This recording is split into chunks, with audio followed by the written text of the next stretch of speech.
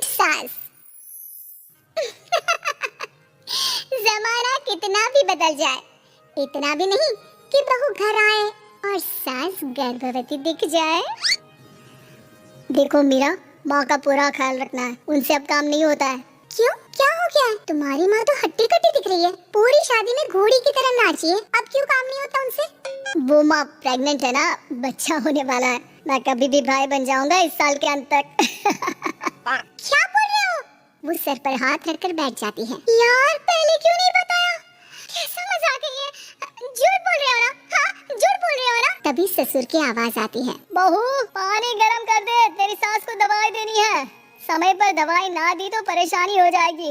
और हाँ, जरा काजू पीस कर दूध में मिलाकर ले आना, तेरी सास खुद से तो अपनी संभाल करेगी नहीं। हे भगवान, ये मैं क्या सुन रही हूँ? ये ससुर जी को क्या हो गया है? मैं क्या सोच कर आई थी? हाय रे, मैं तो किसी को मुंह भी नहीं दिखा पाऊंगी। अब ये रोना धोना बाद में करना, पहले गर्म पानी कर दो, माँ को दवाई देनी होगी। और हाँ, रात को माँ के पैरों में तेल लगा देना। बहू को गुस्सा आ जाता है, वो बड़बड़ करती किचन में जाती है जहाँ उसका ससुर खड़ा होता है। एक बड़ी जिम्मेदारी है हम सबके सर ऊपर, इस उम्र में माँ बनना खतरे से खाली नहीं होता। हाँ हाँ पता है, तो क्यों बन गई माँ? अरे खतरे से कम नहीं है तो क्या जरूरत थी लल्ला पैदा करने की? कैसी बात कर रही हो बहू? क्या तुम खुश नहीं कि घर में एक नया मेहमान आएगा, छोटे छोटे पैरों से पूरे घर में घूमेगा? पिताजी ये हाथ जोड़े आपके, आप यहाँ से जाओ, ये शायरी बाद में बताना, अभी मैं पानी गर्म करके थर्मस में दे देती हूँ। सारा दिन पिलाते रहो गर्म पानी। और हाँ, ये बच्चे की बात बार बार मुझसे कोई नहीं करेगा। बहू का पारा अब चढ़ा ही रहता था, वो काम तो सारा करती, लेकिन किलस किलस कर। मीरा सारे काम से फुर्सत पाकर बैठी होती है कि माँ का फोन आ जाता है। बेटा, बहुत बड़ी जिम्मेदारी है तेरे सर पर, अच्छे से निभाना। ससुराल में हर किसी को खुश रखना वैसे तो मुश्किल है, लेकिन भगवान ही हिम्मत देता है बहू को हर कुछ सहकर सबको खुश रखने की। क्या बड़बड़ किए जा रही हो माँ? जानती भी हो कि यहाँ क्या चल रहा है? मेरी सास, अरे तेरी सास तो देवी है देवी। कितने खुश हो रहे थे सारे तेरी सूरत देख देख कर। पता नहीं जैसे बहू नहीं कोई मन मांगी मुराद मिल गई हो उन लोगों को। अरे बात तो पूरी सुनो। मन मांगी मुराद तो पूरी हुई है। अरे मेरी सास को बच्चा होने वाला है, प्रेग्नेंट है वो। क्या बकवास कर रही है मीरा? ये बात किसी को कहना मत। मुझे तो बता दिया, लेकिन अब अपनी जबान सिल ले। कहाँ है तेरी सास? बात तो करा मेरी। पूछू जरा, पोता पोती खिलाने की उम्र में खुद का बच्चा खिलाने का शौक कहाँ से आ गया? और आया भी तो बताना तो चाहिए था। अब क्या नाक कटाने के लिए हम लोगों से रिश्ता जोड़ा है? रुक, तेरे पापा से बात करती हूँ। मीरा फोन रखकर लेट जाती है। वो एक सपना देखती है कि उसकी गोद में एक बच्चा खेल रहा है। भाभी की गोद में कितना खुश दिख रहा है ना? लग ही नहीं रहा कि भाभी है। मैं तेरे लिए क्या लाया हूँ, सोने की बालियाँ। तेरी शादी में तो मैं बुढ़ा हो जाऊंगा ना। अरे कैसी बात कर रहा है बेटा, इसकी जिम्मेदारी तो तू ही लेगा।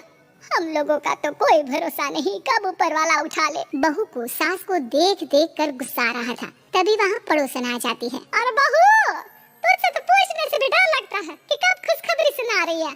अब तो अपनी 1 महीने की ननद की ही जिम्मेदारी संभाल ले, बहुत है।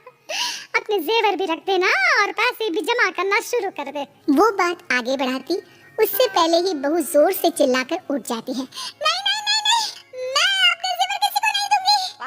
अरे कौन ले रहा है तुम्हारे जेवर?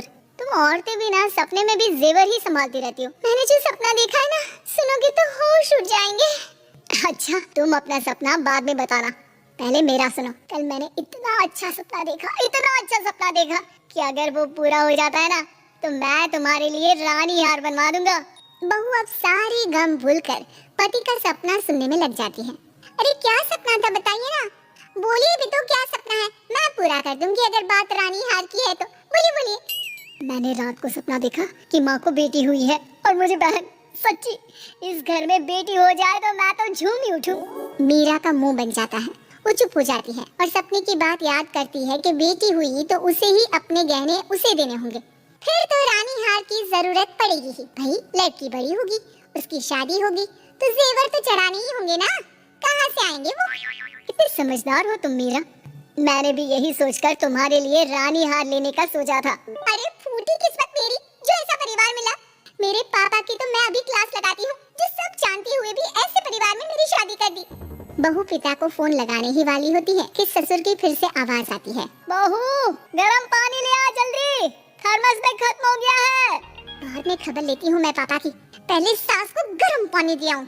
बहू अभी किचन में काम कर ही रही थी कि मीरा के मम्मी पापा आ जाते हैं। वो हाथ में ढेर सारे फल लेकर आते हैं। मीरा के पिता मीरा के ससुर से कहते हैं, लीजिए भाई साहब, ये फल रखिए, बहन जी को खिला दीजिएगा।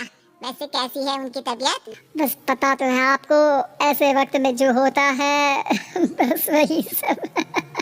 मुझे तो सुनकर बहुत गुस्सा आया था, लेकिन चलिए, भाग्य में जो है लिखा उसे कौन टाल सकता है। डॉक्टर को दिखाए? हाँ, बस डॉक्टर आने ही वाला है। अच्छा हुआ आप लोग भी आ गए। उतने में एक सुंदर सी लेडी डॉक्टर आती है। पेशेंट कौन है आप? अरे नहीं जी, मैं तो बहू हूँ इस घर की। मैं तो अभी सोच भी नहीं सकती पोता या पोती के बारे में। अभी तो मेरी सास ही। अरे चुप हो जाना, देख तो ले, डॉक्टर है ये, किसी के भी सामने गुस्सा फोड़ देती है।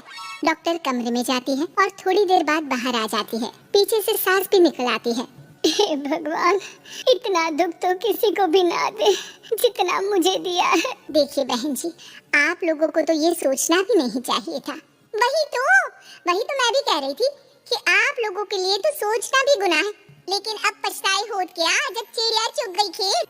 डॉक्टर वहाँ से चली जाती है। मैं माँ नहीं बन सकती, मैं प्रेग्नेंट भी नहीं हूँ। ये कैसे? तुम तो बोल रही थी कि अरे वो गैस का दर्द था और पेट भी गैस से फूल रहा था। डॉक्टर ने चूर्ण दे दिया है, गर्म पानी से फाँकना है। हाँ,